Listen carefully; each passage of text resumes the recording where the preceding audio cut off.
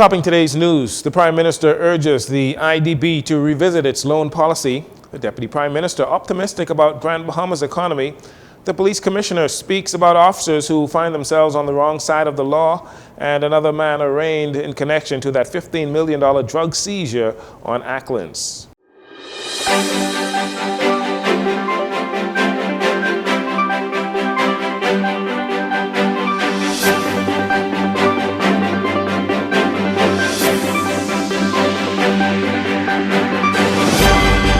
This is your JCN Evening News. I'm Jarino Saunders. Thank you so much for joining us.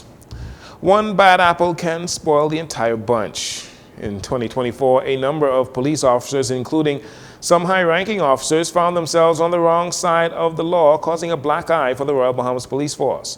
On Monday, Police Commissioner Jcn News says investigations will determine if those officers accused of wrongdoing are placed before a jury or an arbitration board. We continue to investigate that matter and communicate with the Department of Public Prosecution. We have put 4 other officers before the courts, and we're looking at 2 other officers, or at least looking at the evidence to determine if there is sufficient for us to place those officers before the courts or before our tribunal. In relation to public speculation, many citizens believe some police officers may have been involved with some of the 119 murders recorded in the country in 2024. Police Commissioner Jcn News had this to say in that regard. Nothing in our investigation of homicides suggests, or the murders that occurred in 2024 suggests that police officers are involved. If the members of the public has direct information that can assist us with those investigations, please bring it forward. We are not afraid to deal with our own. As you can see, we have put officers before the courts in connection with the heist. And if we find officers wanting in any murder case, we certainly will look for the evidence and put them before the courts. The Commissioner is urging members of the public to reach out to the police whenever you have information that can assist with any open investigation. You can contact the Criminal Investigations Department, CID, at 502-9991 or 2, or you can remain anonymous and call Crime Stoppers at 328-TIPS, 328-8477. While addressing the Inter-American Development Bank and Caribbean Governors Conference at Bahama on Monday, Prime Minister Philip Davis took the opportunity to urge the IDB and other international lending institutions to revisit their policy on developmental loans for small island developing states, especially loans related to combating climate change. My message remains the same. As a start, we must have a serious discussion about the expansion or removal of the 30% cap on policy-based loans currently set by IDB.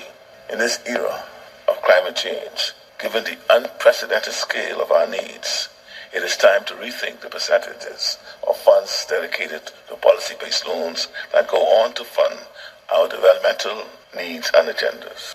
The clock is ticking, and our needs are urgent. It's time to take swift action to drive progress toward a more sustainable, climate resilient, and prosperous future for the Caribbean. I'm certain that my regional colleagues are in agreement with me on this point, as we share many of the same priorities and are committed to overcoming them together. The Prime Minister continues to lead the cause for better access to funding for small island developing states like the Bahamas that are most vulnerable to impacts of climate change, especially rising sea levels. The Inter-American Development Bank has also committed to investing a total of $100 million in conditional credit for improvements needed at the Water and Sewage Corporation of the Bahamas. An agreement was signed with the government of the Bahamas on Monday. The government will receive an initial $50 million to improve water supply. IDB President Ilan Golfan highlighted the expected benefits of this project. This project will boost sustainability and resilience in water and wastewater services in New Providence and the Family Islands.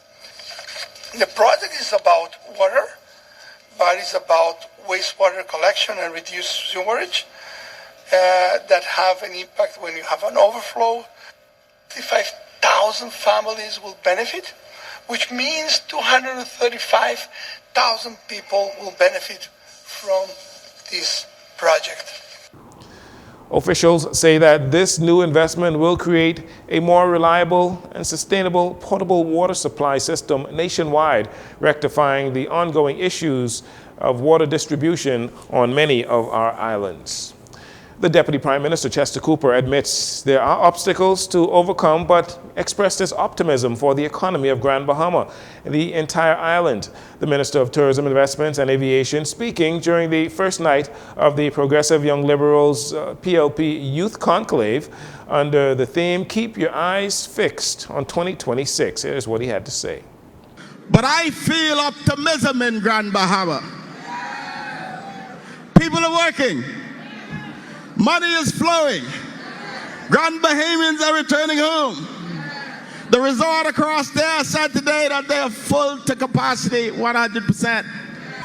The Grand Lucayan Resort, your hotel, is almost full to capacity to the end of February.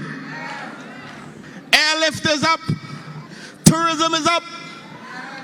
Grand Bahama's tourism is up so high it's breaking the records we set in 2023.